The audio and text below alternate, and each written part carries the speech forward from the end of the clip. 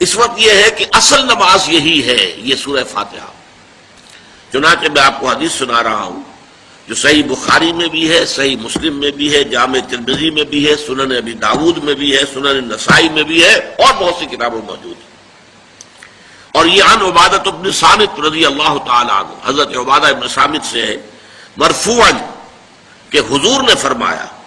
لا صلاۃ لمن لم یقرأ بفاتحۃ الکتاب، اس شخص کی کوئی نماز نہیں ہے جس نے کہ سورہ فاتحہ کی تلاوت نہیں کی۔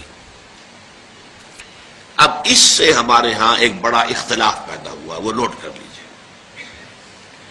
ایک رائے یہ ہے آپ اگر علیحدہ نماز پڑھ رہے ہیں تو ظاہر بات ہے کہ آپ کو ہر رکعت میں خود پڑھنی ہی پڑھنی ہے سورہ فاتحہ۔ جب باجماعت پڑھ رہے ہیں اب کیا شکل ہو؟ امام پڑھ رہا ہے سورہ فاتحہ تو کیا مقتدی کو بھی پڑھنی چاہیے؟ اس حدیث میں جو الفاظ کی شدت ہے اس کی بنا پر رجحان یہ ہوتا ہے کہ یقیناً اس صورت میں ہر شخص کو لا صلاۃ لمن لم یقرأ بفاتحۃ الکتاب، جس نے کہ فاتحہ کی تلاوت نہیں کی، قرأت نہیں کی، اس کی کوئی نماز ہی نہیں۔ تو یہ موقف ہے امام شافعی کا، یہی مسلک ہے ہمارے اہل حدیث بھائیوں کا کہ آپ چاہے اکیلے نماز پڑھ رہے ہو، چاہے امام کے پیچھے پڑھ رہے ہو، اور چاہے امام جو ہے وہ جہری رکعت پڑھا رہا ہے اور چاہے سری رکعت پڑھا رہا ہے۔ خاموشی والی رکعت سورہ آپ کو معلوم ہے کہ نماز جو ظہر اور عصر کی ہے تو چاروں رکعتیں جو ہے وہ سری ہے، مغرب کے اندر آ کر دو جہری ہیں ایک سری ہے، عشاء میں آ کر دو جہری ہیں دو سری ہیں، سورہ اور نماز فجر کے اندر دونوں جو ہیں وہ جہری ہیں۔ تو چاہے جہری ہو چاہے سری ہو آپ کو بھی لازماً جو مقتدی ہے اسے بھی سورہ فاتحہ پڑھنی ہوگی۔ اب اس کے لیے انہوں نے یہ طریقہ جو ہے تلقین کیا ہے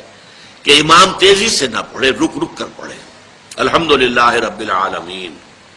اس کے بعد اتنا وقفہ دے دے کہ جو مقتدی ہے وہ بھی کہہ لے اپنے دل میں یا پڑھ لے الحمدللہ رب العالمین الرحمن الرحیم۔ تو یہ رک رک کر پڑھنا، خاص طور پر اگر آپ کو موقع ہوا ہو کسی اہل حدیث امام کی امامت میں نماز ادا کرنے کا تو آپ دیکھیں گے کہ بڑا فرق ہے۔ ہمارے جو حنفی امام الحمدللہ رب العالمین الرحمن الرحیم مالک یوم الدین ایاک نعبد و ایاک نستعین، چار آیتیں جو ہیں وہ بھی ایک ساتھ میں پڑھ جائیں گی، لیکن یہ کہ عام طور پر جو اہل حدیث حضرات ہیں وہ رک رک کر ٹھہر ٹھہر کر پڑھتے ہیں، ترتیل کے انداز میں پڑھتے ہیں۔ یا پھر دوسری شکل انہوں نے ایک اور کی ہے، یہ آپ سعودی عرب میں جب کبھی نماز پڑھیں گے اور آپ پڑھی ہو آپ نے تو وہاں آپ دیکھیں گے کہ امام جو ہے وہ سورہ فاتحہ پڑھنے کے بعد کوئی 1 منٹ جو ہے خاموش رہتا ہے تاکہ آپ اب جو مقتدی ہیں وہ اس وقفے میں وہ اب سورہ فاتحہ پڑھ لیں، پھر وہ قرات کرے گا، کوئی اور آیات اس نے شامل کرنی ہے تو بعد میں شروع کرے گا، درمیان میں وقفہ ہوگا۔ لیکن ایک مسلک یہ ہے، اور یہ مسلک جو ہے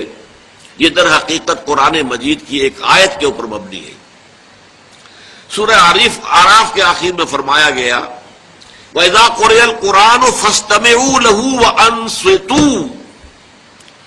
جب قرآن پڑھا جا رہا ہو تو توجہ سے اسے سنو، خود خاموش رہو۔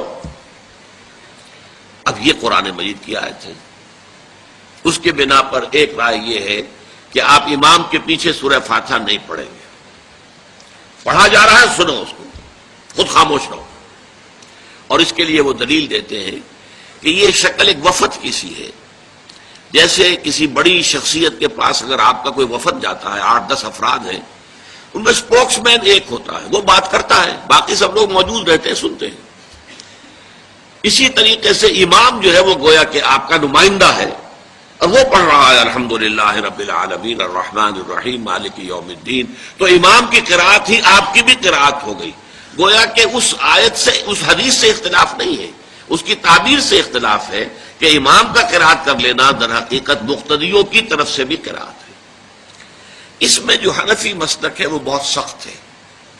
اور وہ یہ ہے کہ چاہے سری نماز ہو اور چاہے جہری ہو، ہر کسی بھی حالت میں مقتدی جو ہے وہ سورہ فاتحہ نہیں پڑھے گا۔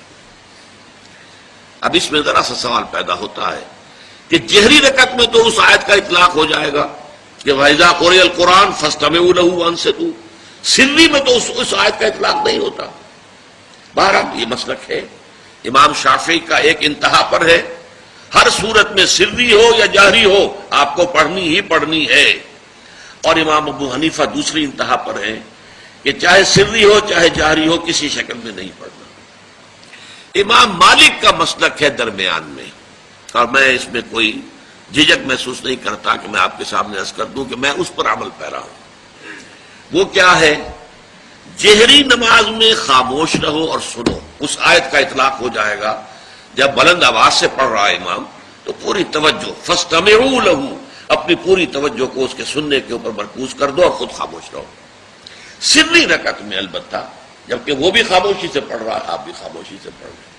بہرحال ان چیزوں میں نے یہ سب کچھ بیان کیا ہے تو اس سے جو میرا مقصود ہے وہ یہ ہے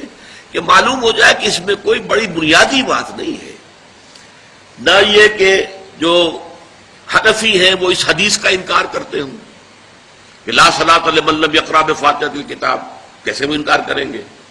اور نہ ہی کوئی جو حنبلی ہے یا اہل حدیث ہے وہ قرآن کی اس آیت کا اختلاف سے جو ہے وہ اختلاف کر سکتا ہے کہ اذا قرئ القرآن فاستمعوا له وانصتوا، لیکن یہ کہ اس کے پھر اس سے جو احکام کا استنباط ہے اس میں اختلاف ہو جاتا ہے، تو اس کو نہیں سمجھنا چاہیے کہ یہ کوئی بہت بڑی اہمیت والی بات ہے۔